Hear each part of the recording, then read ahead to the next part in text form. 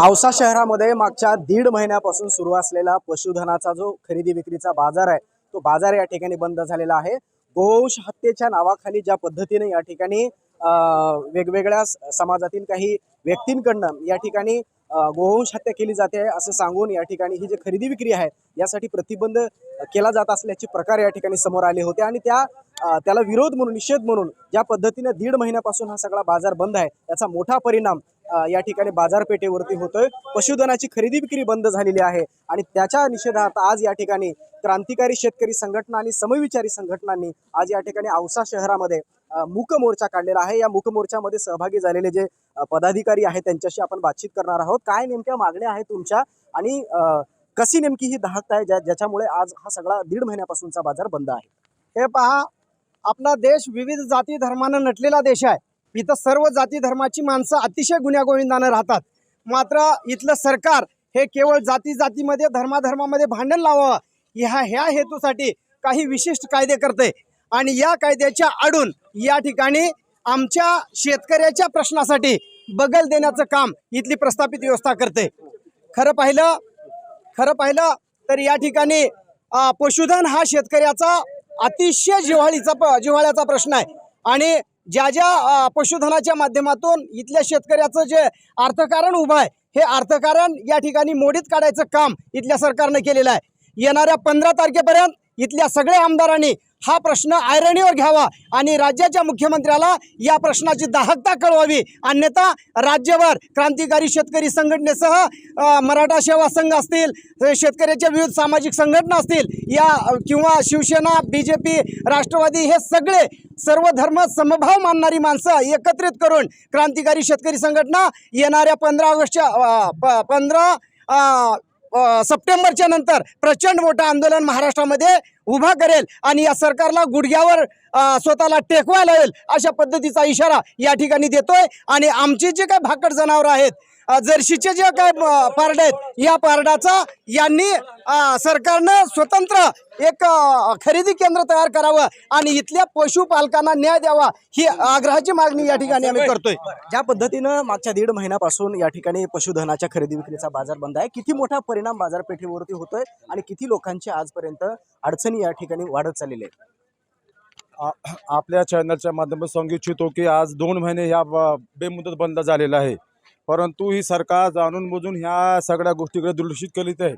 आपल्या माहीत असतो पर दिवस 1000 कोटीचा शेतकरी बांधवाचा जो खरेदी विक्रीचा व्यवसाय होता तो फटका या आमच्या शेतकरी बांधवांना झालेला आहे। आजपर्यंत ज्या लोकांनी शेतकरीच्या नावावर जे राजकारण केले, पण आज आमचा शेतकरी बांधव आपल्या मागण्यासाठी आज रस्त्यावर उतरलेला आहे, परंतु फक्त 2-4 नेते सोडून यांच्या मुद्द्याला कोणीच उचलत नाही। फक्त ह्या मुद्द्याला कसं जोलन ठेवून राजकीय पेटी कसं भरण्याचं काम हे सरकार करीत आहेत। शेतकरीचा हा जो भाकर जनावरांचा जो प्रश्न आहे त्याची हा ATM पेटी आहे आणि तो त्या व्यवसायावर आपली उदरनिर्वाह करत असतो, परंतु शेतकरी ह्या मुद्द्याला एक धार्मिक मुद्दा देऊन राजकीय समीकरण कसं वाढवता येईल आणि प्रस्थापित लोकांना सत्तेवर कसं बसवता येईल या संदर्भात फक्त राजकारण करीत आहेत। त्याचबरोबर एक छोटा बांधव, जसं आमची नाड शेतकरी बांधवाची जसं शेतकरी आहे तसं कुरेशी आहे, हे एका भागाचे 2 बाजू आहेत। ही दोन्ही समाजाचा व्यवहार एका भाकर जनावर आधारित आहेत, परंतु हे शासन फक्त हा धंदा एक मीडियाच्या माध्यमातून एका विशिष्ट समाजाचा व्यापार असं दाखवून आपल्या बहुजन समाजाचा वापर करून त्यांना गोरक्षक करून त्यांना कुठंतरी बेरोजगार करून ह्या मुद्द्याशी कुठंतरी बगल घेत आहेत। मला मी ह्या शासनाला सांगू इच्छितो की आपण ह्या विषयावर राजकारण न करता आपण ह्या मुद्द्यावर त्वरित आपला मार्गी लावावा। येणाऱ्या भविष्यामध्ये हा कुरेशी समाज आमच्या या मोठ्या बांधव शेतकरी बांधवाच्या पाठी खांद्याच्या खांद्या लावून पुढे हा आंदोलन तीव्र करणार आहे।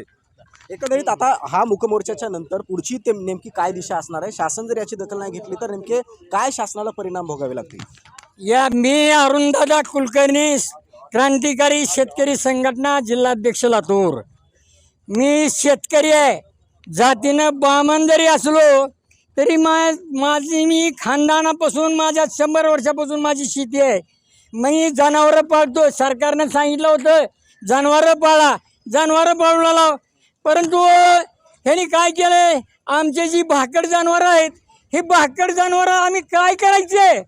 हा सगळ्यात मोठा प्रश्न आमचा शेतकऱ्याचा आहे.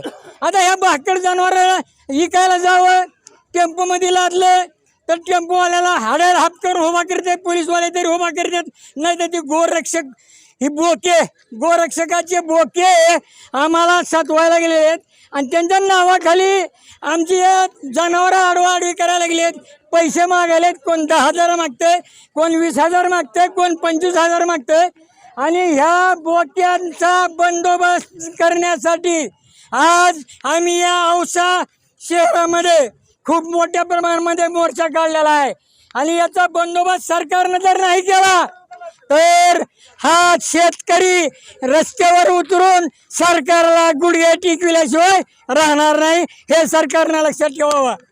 काँग्रेस पक्षाचे नेते श्रीशल्य दादा पण या ठिकाणी या मोर्चामध्ये सहभागी झाले. दादा, नेमकी काय भूमिका आहे? तुम्ही इथले स्थानिक नागरिक आहेत, किती मोठा फटका या ठिकाणी लोकांना सहन करावा लागतो?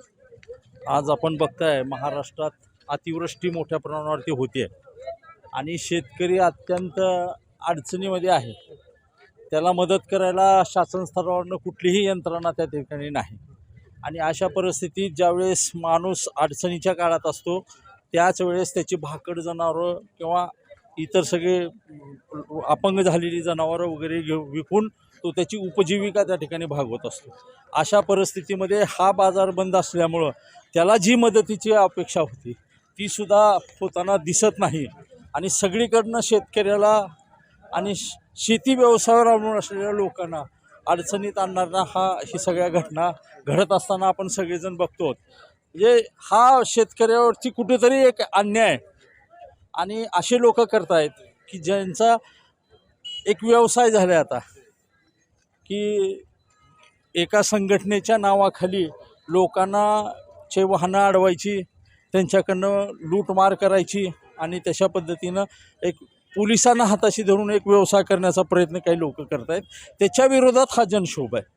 एकंदरीत आपण जर पाहिलं तर ज्या पद्धतीनं गोवंश हत्येच्या नावाखाली या ठिकाणी पशुधनाची जी मोठी खरेदी विक्री औषधाच्या बाजारामध्ये होते, एका कुण्यातरी संघटनेच्या आणि गोवंश हत्येच्या नावाखाली हा सगळा शेतकऱ्यांना वेठीस धरण्याचा हा प्रकार आहे. आणि त्याच्यामुळं शेतकऱ्यांच्या या सगळ्या प्रश्नांचा विचार करून शासनाने सुद्धा याची गंभीर दखल घ्यावी, अन्यथा येणाऱ्या काळात अजून तीव्र पडसाद शासनाला या ठिकाणी सहन करावे लागतील, अशी भूमिका शेतकरी क्रांतिकारी संघटना आणि समविचारी पक्षाच्या नेत्यांनी या ठिकाणी व्यक्त केलेली आहे.